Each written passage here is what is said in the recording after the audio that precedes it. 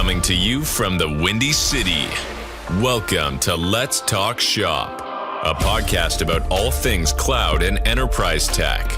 Listen to insights and guest interviews with IT thought leaders and professionals. Now, here's your host, Elias Khnaser. Welcome, everyone, to another episode. Today, I am super excited to be hosting a former colleague of mine, an ex-Gartner analyst on the security side, though, of things, who's also left Gartner since, and it is my great pleasure to have Steve Riley on the show today. Steve, how you been, man? Good to be here. Thanks, Elias. Been pretty well. Had a few trips lately. Been enjoying that. Just got back from Tokyo. Before that, I was in London. How have you been? I've been all right. I'm going to ask you about those trips. That's one of my questions. But let's start with, where are you now? So where is Steve Riley? Who are you working for? What are you doing? How's the transition been out of Gartner? Let's talk a little bit about that. Yeah, I'm field CTO at NetSkope now. What is a field CTO? It's kind of amorphously defined. I interact with just about every aspect of the organization here, marketing and product and engineering. I'm actually part of engineering. It's just more of an organizational thing than anything else. What I like about these sorts of roles, and I've had them before at other organizations too, is that, is this from a movie? I don't have to build anything. I don't have to sell anything. I don't have to manage anybody who builds anything or sells anything. It's all just ideas. And I got to have good ideas and make sure that other people also think they're good ideas. That's awesome. So tell me just a little bit about NetSkope. Most folks that are going to be listening to this probably will know who NetSkope is, but for those that might not, give me a 2-3 sentence on NetSkope. NetSkope started as a vendor in the CASB space, Cloud Access Security Broker, but they then extended, and now they're in the market that Gartner calls SSE, Security Service Edge, which includes what used to be known as CASB and SWIG, but they've also put ZTNA, Zero Trust Network Access, in that market too. I suppose it's probably fair to say that NetSkope was a company that I grew to admire during my time at Gartner. I liked the product. I liked the way the company was evolving. I liked the vision. And when I was ready to move on, this was one of the places I wanted to come to because I just liked what I saw. And so it was great that we were able to come together with something that worked in the middle of the pandemic. Yeah, we both left in the middle of the pandemic. How's the transition been? What do you miss aside from, Patrick Hevesy, probably? Well, I've known Patrick since the dawn of time. We worked at Microsoft together. Patrick's a good guy. Yeah, he is a great guy. He's a good friend.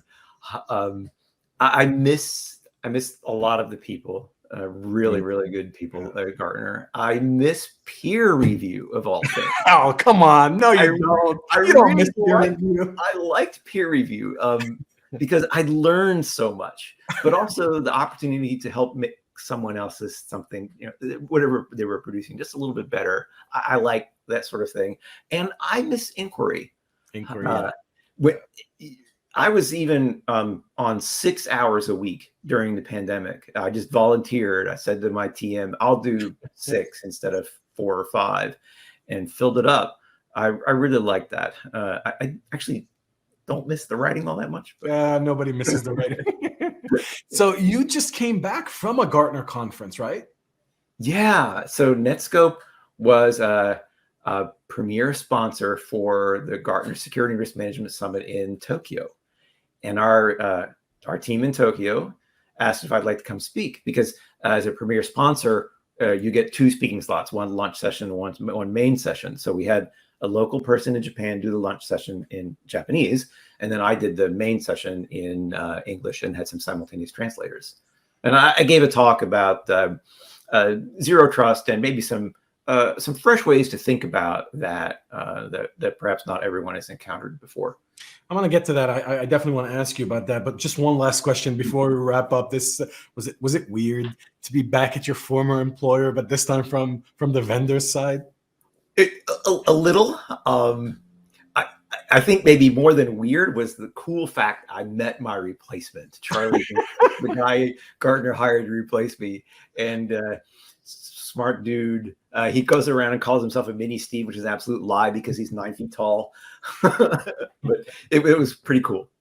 That's awesome. I'm glad that worked out. All right, let's pivot a little bit and get into a little bit of the meat of things. So we're in a world today where infrastructure is everywhere, data is everywhere, analytics is being done everywhere, and clearly security also has to be everywhere. But so my question is, how do you do security at scale with all of these new things and devices and people going around? There's a framing that I'm not the originator of. I think it might have been someone else at Gartner, but I really love to reuse this. Is that we've moved from one data center to many centers of data. So our applications and data are increasingly not in a centralized place. They're scattered to the four winds. But at the same time, our users, our workers, let's call them workers, users is a bad term, are not in the office anymore. They're everywhere. So if people and data and applications are everywhere except in one place, it fundamentally changes the way we think about security. There's, if you were like in the sort of formal security policy definition world, you'd be introduced to these terms called PDP and PEP, policy decision point and policy enforcement point. Modern security approaches break these two apart. Policy decision is still centralized. It's like where you declare your policies, where you define them. Sometimes people say PDP is policy definition point. But the policy enforcement needs to be moved out to the edges. It needs to be as close as possible to where the data lives, where the users live. And effective ways of doing that are with agents on endpoints and proxies that are close to the applications. And also, I would want to put that in the cloud. You said security at scale. Well, let's put the policy enforcement and maybe even the decision at cloud-based security services and let them take care of the scaling for me. I don't have to deal with it anymore. That's interesting that you brought in clouds. That my second question to you was, one of the barriers historically for adopting cloud has always been security. I think most organizations have sort of moved past it, but it's still something that comes up in terms of securing clouds. And for a long time, I and others have subscribed to this notion that, look, clouds are secure, but are you securing clouds? So are you using the best practices for cloud? First of all, do you agree with that? And what are your thoughts on it? I do agree. The cloud providers that are of interest to most companies are large, or they're huge. Sometimes they're called hyperscales, right? They have a lot of money. They are financially motivated to get it right. They spend more money on security than other companies will. I don't really worry about what Jay Khnaser would call the tier one cloud providers as being secure. They are secure. You can take it for granted they are secure. The hard part is using them securely. And I like to draw a distinction between IaaS, which also includes PaaS, and SaaS. IaaS is basically secure out of the box. For example, if you create a storage object in Amazon S3, you're the only one who has access to that object. You read all the time about these open buckets. Somebody made the conscious decision to open the bucket. Open the bucket. Yeah. Yep, that was a decision someone made. Maybe it was out of expediency. They thought 20 minutes later I'll close it, and they end up forgetting about it, and then someone else finds it. Chris Vickery. SaaS, on the other hand, is different. Most SaaS applications are kind of open by default. The idea is to minimize friction so that people can share and do stuff. And companies adopting SaaS need to take a serious look at the default security configs and think whether it makes sense to tighten those in some cases, like maybe disable worldwide file sharing by default in Microsoft 365 and be more specific about which SharePoint sites you'll make public, and everything else you won't make public. Now, another reality that we should acknowledge is that every organization, every company is a multi-cloud company now. I used to kind of advocate against this because it's hard being an expert in one, let alone 3 or 10. But the reality is every company is. So how do you ensure that you're using the cloud securely? And how do you set yourself up to demonstrate to other people that you're doing the same, that you're doing this? I'm a big fan of these security posture management tools, CSPM for IaaS and PaaS, Cloud Security Posture Management, and SSPM, SaaS Security Posture Management for SaaS. These tools help you evaluate the security configuration of all of your cloud subscriptions. They find misconfigurations that increase risk, and they give you suggestions on what you can do to reduce that risk. So let me ask you something there. I think that's a great question. That's a great point. Some of these tools are available natively from the cloud providers. You're right. Is this an area where you recommend maybe a third party because you can standardize across all of them? Will these third party give you the same feature capabilities across, let's say, an AWS, Azure, and Google? That's where the third party tools really show their value. If you, in fact, are a single cloud company, if you use only Azure for workloads and you use only Microsoft 365 for Office, you could probably be reasonably secure and prove that you are reasonably secure using the native tools in those services. But the moment you move to multiple IaaS and multiple SaaS, by nature, they aren't consistent. In fact, I was just reading something. It was a presentation from Sector in Canada a year or two ago, where the presenters explored how different IAM is in Google than it is in AWS. I agree. In fact, they showed some ways that Google's approach to IAM makes it pretty trivial for one person to obtain access to every object within a GCP project, as they call it. Mm-hmm. So if you think you're doing the right thing in AWS and you take that approach to GCP, you actually will not be doing the right things. So these tools, these third-party tools, they know these differences, and they can help you ensure that you understand those differences. And they also give you that way of having consistent policy expression across all of the platforms, just like CASB did for SaaS, right? Consistent policy expression across all SaaS. Well, so you mentioned SaaS also as part of these third-party tools. Now, SaaS is usually confusing for me because, well, how do you get a third-party tool to give you the same security posture for a Salesforce and for a Workday, for example? So are these third-party tools consistent standard across these SaaS providers? Is it just a matter of API integration, or do you need to find a third-party tool that works with the SaaS applications that you're interested in? Like, how do you select the tool that can give you the standardization across all of the IaaS hyperscalers, but also the SaaS providers?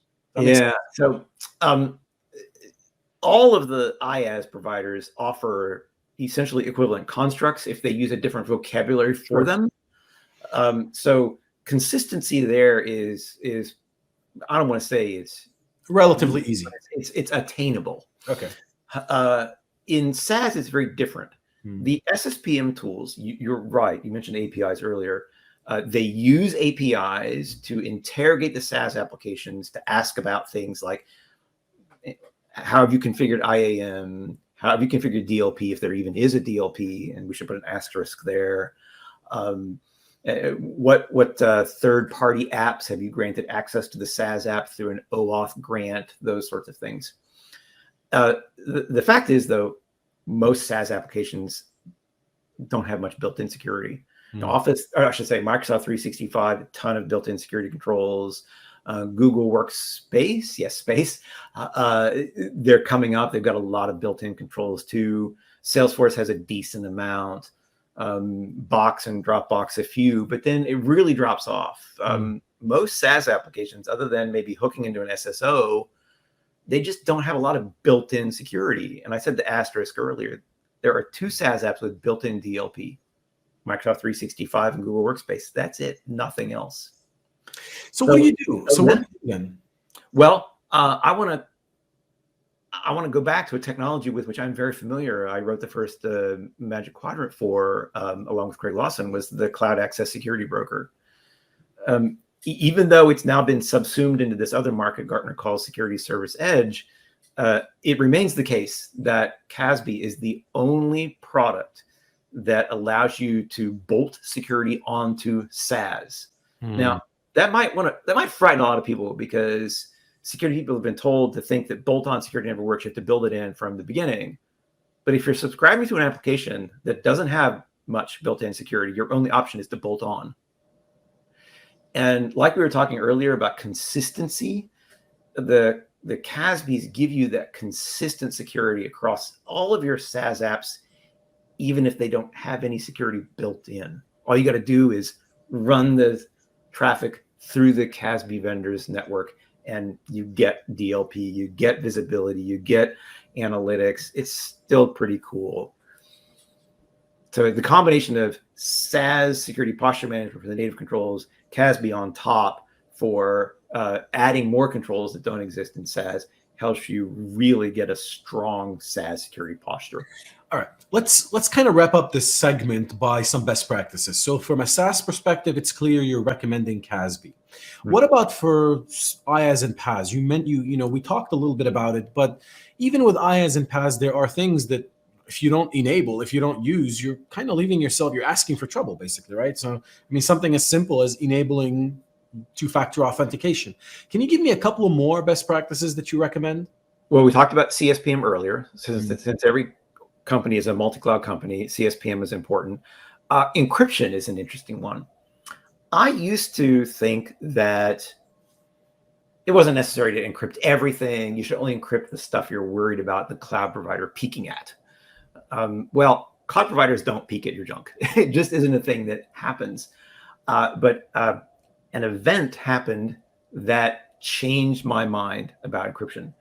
And it was that, you remember the reporting, I want to say maybe a couple of years now ago, where Capital One had a breach, and they identified a former AWS employee up here in Seattle who maybe it was that person's fault.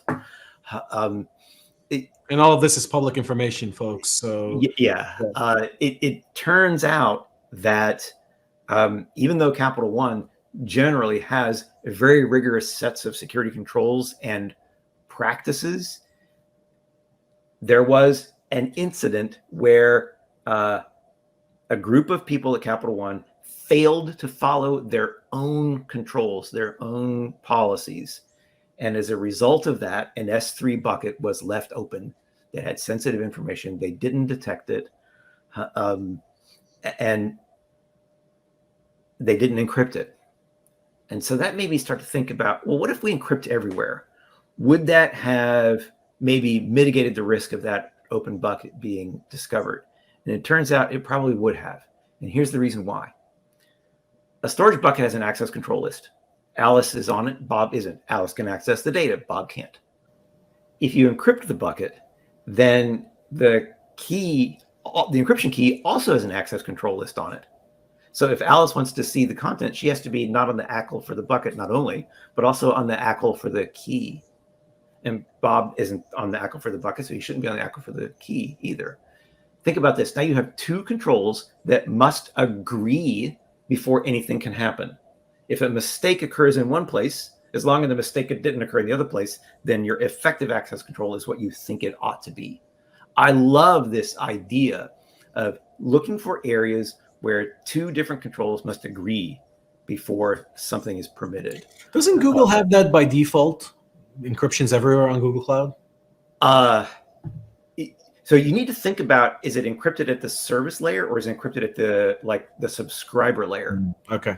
And it is the case that everything's encrypted at the service layer. If you were to try to tap Google Data Center, right? It's all encrypted. But if you have access to a Google project, then that's at the subscriber layer, and you have to intentionally encrypt there. That's true for all clouds, by the way.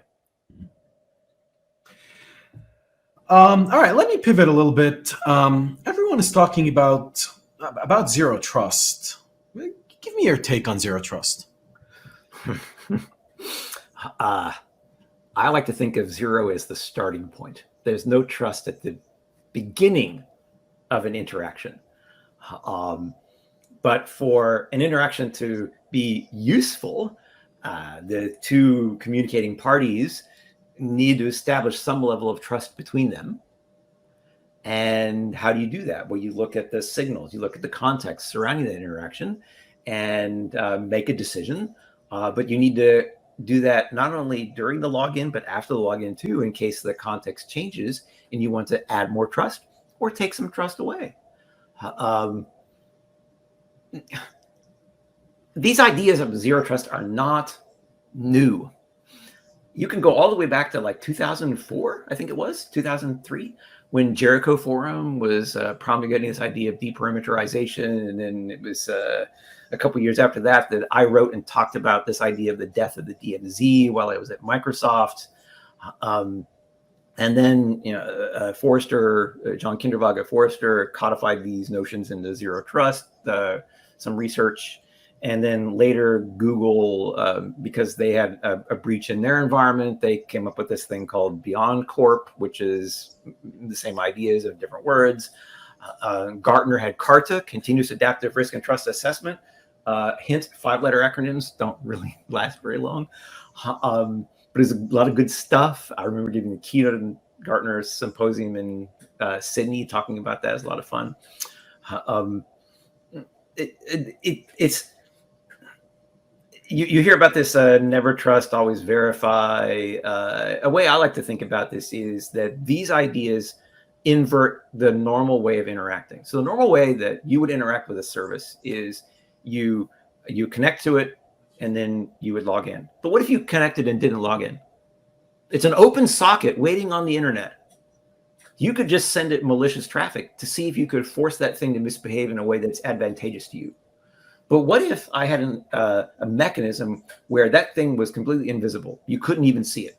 Can't attack, but you can't see. And the only way you can use it is by authenticating to some other unrelated third-party service first.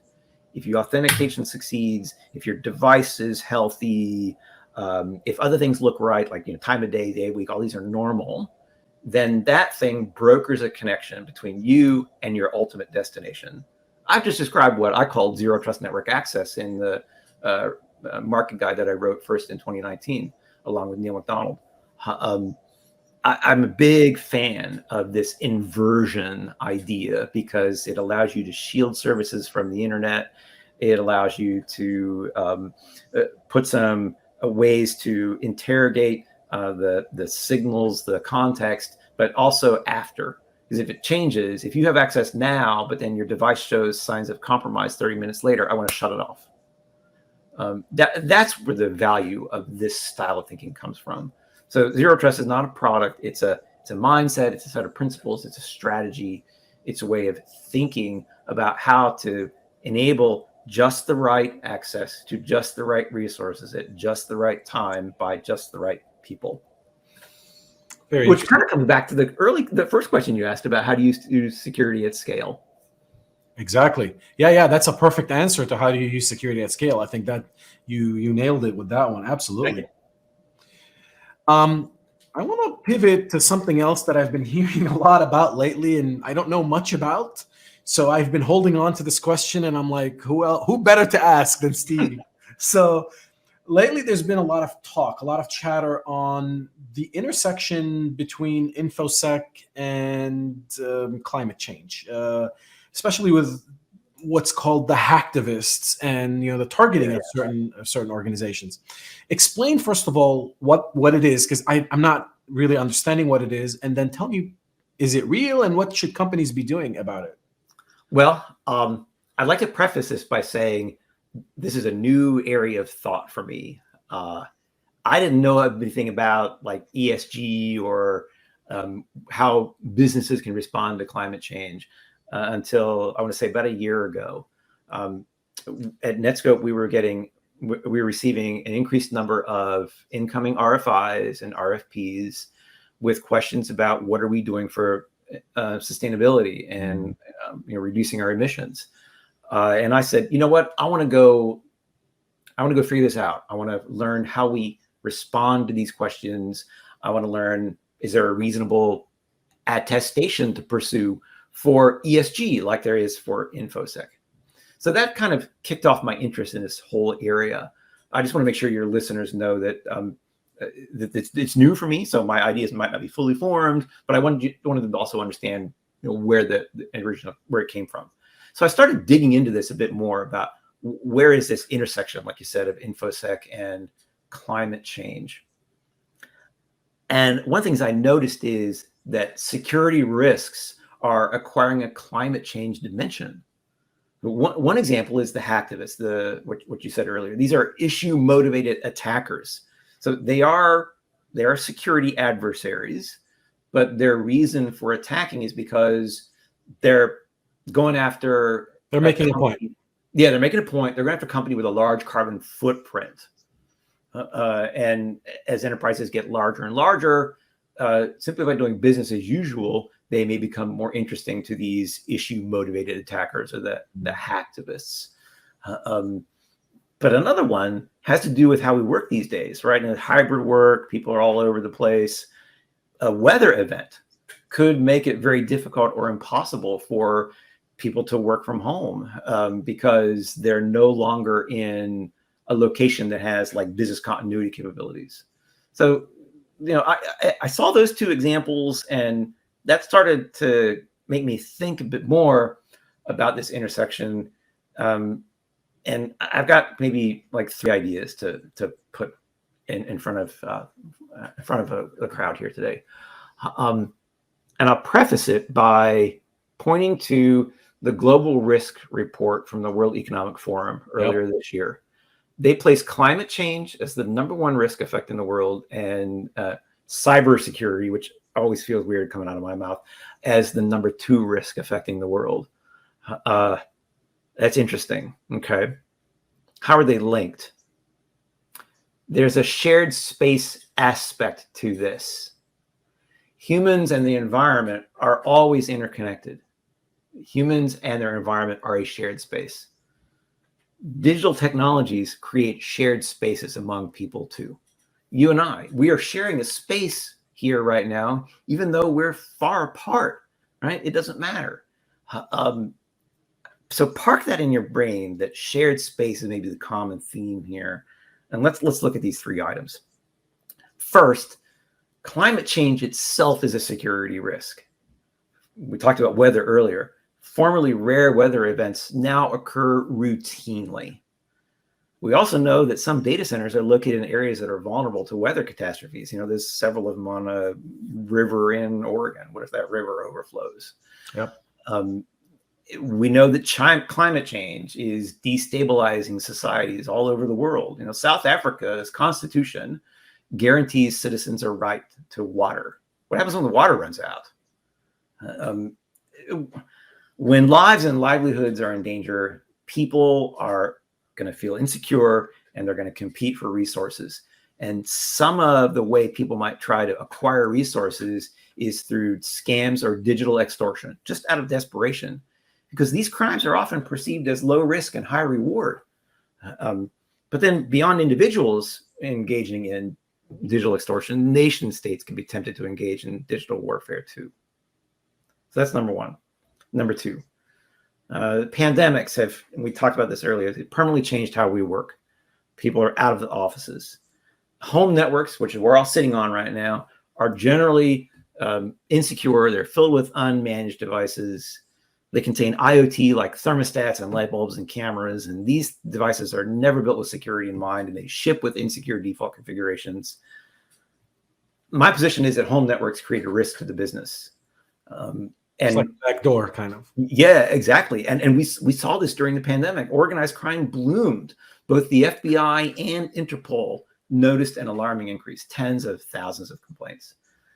And it goes back to the conversation we had earlier though, about the edge and how do you secure at the edge. So all of these things are clearly interconnected. But yeah, go ahead. Sorry. Well, you'd asked me as we were chatting beforehand to think about ways to solve these problems. So there's a category of products, I don't know what to call it, but they're like little branch office boxes, right? And if companies would deploy these things to their workers who are remote, maybe it's got a LAN connection and it's got a cellular modem connection.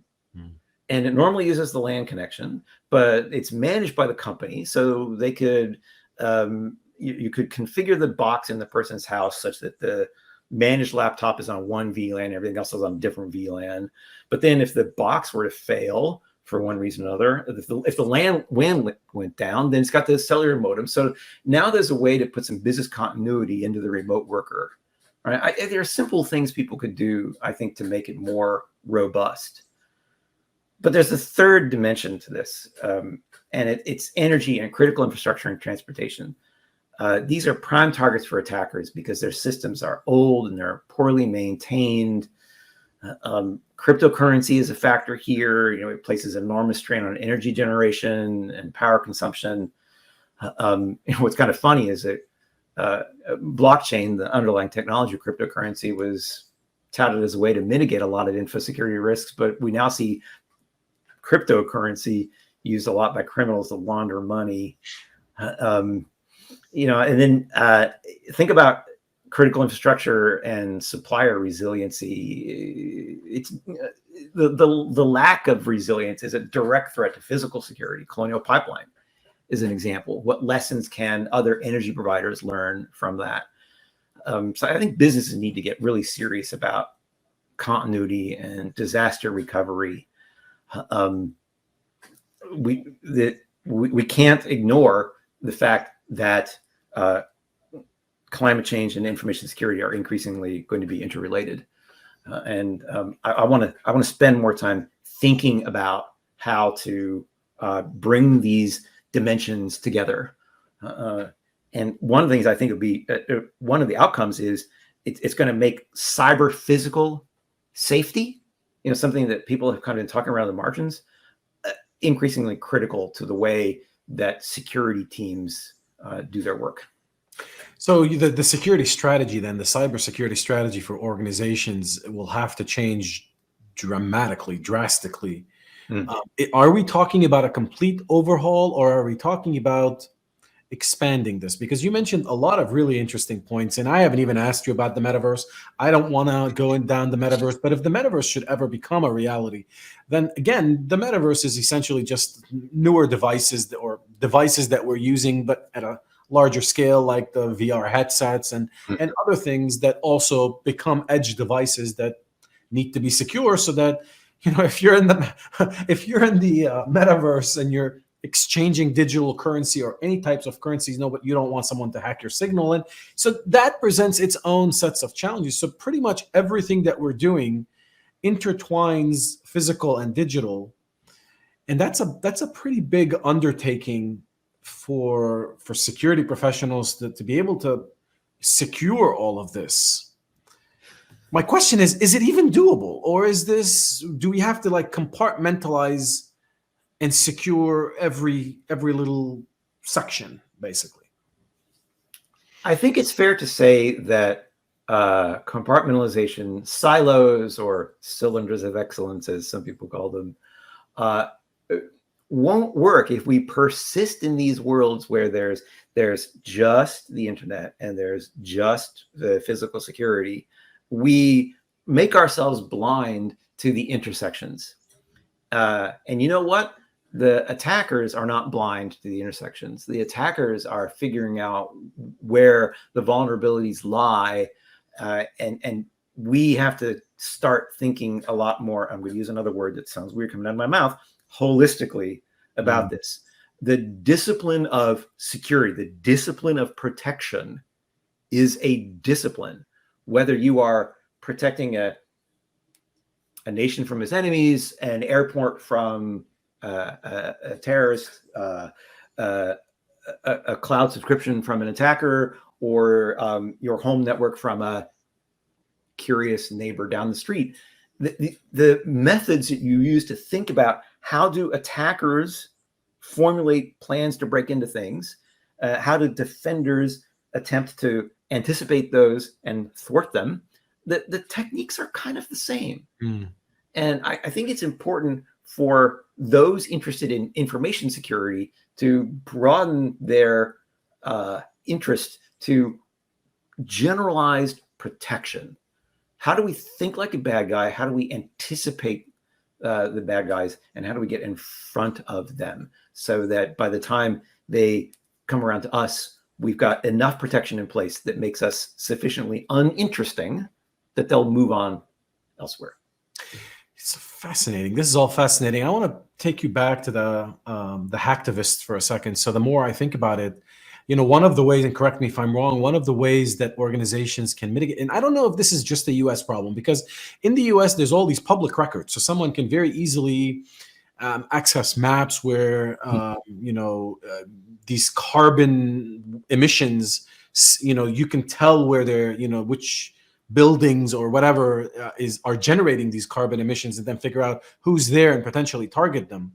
But is one of the ways to kind of counter this, maybe not necessarily a security measure, but publishing, for example, what nonprofit organizations that deal with scoring organizations for their sustainability or ESG, like CDP. I mean, CDP is a nonprofit. They send out this questionnaire every year, and then they will score organizations, say, hey, you've got an A minus, A plus, whatever.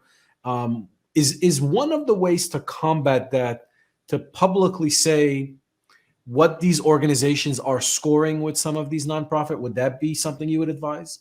Yeah. In fact, NetSkope is in the process of obtaining an EcoVadis attestation right now. EcoVadis is one of the growing number of ESG certifications or attestations that you can obtain. And part of that is a measurement of our carbon footprint, our water usage, and then being able to demonstrate over time how we're reducing those. Publishing this information probably makes you less interesting to an attacker. If they say, hey, we're going to go after, Acme Corp because we think they're wasting a lot of electricity and we want to get in the news about bringing them down, but then they find out that Acme Corp is doing all this stuff, green buildings and renewable energy and gray water, then someone else. There's no value in the attacker going after them. They'll move on. So yeah, I think there's some utility there. The conversation with you is never boring, but I want to end on one thing because I think it's fair. So we talked a lot about security. You work for NetSkope, which is a security company. Based on everything that we've talked about, where does NetSkope play? Does it cover all the topics we talked about today? Is it more specific topics? Tell me a little bit about NetSkope. And folks, I'm not getting paid for this, but I just feel it's fair after everything that we did. Talk a little bit about what NetSkope does based on the topics we've covered. We help ensure that no matter where your data goes and what applications you're using, that the right data goes to the right places and doesn't go to the wrong places.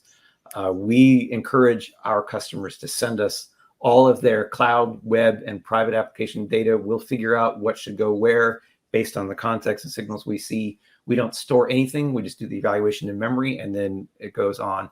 For DLP artifacts, we don't even keep those. You have to tell us where you want them to be put. We maybe even, now that I'm thinking about it, have something to do with this notion of the intersection of climate change and security. Cloud delivered security reduces the amount of computer and network equipment that organizations need to buy, which is going to reduce your energy consumption. Maintaining data centers in the long term is going to get more and more expensive, especially when carbon taxes become a reality. So if you move all of your information processing assets to the cloud, it mitigates that expense. I'd encourage you to favor providers with net zero energy strategies. But then, we talked earlier about everybody's multi-cloud. You need consistent security and policy. Let us step in and help you achieve that consistent security and policy across all those clouds you just finished migrating to.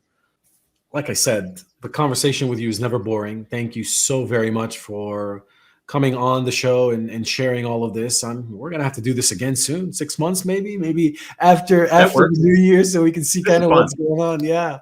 So thank you so much for making time, and we'll see you in the next one. My pleasure. See you soon, Elias, and thanks everybody for watching.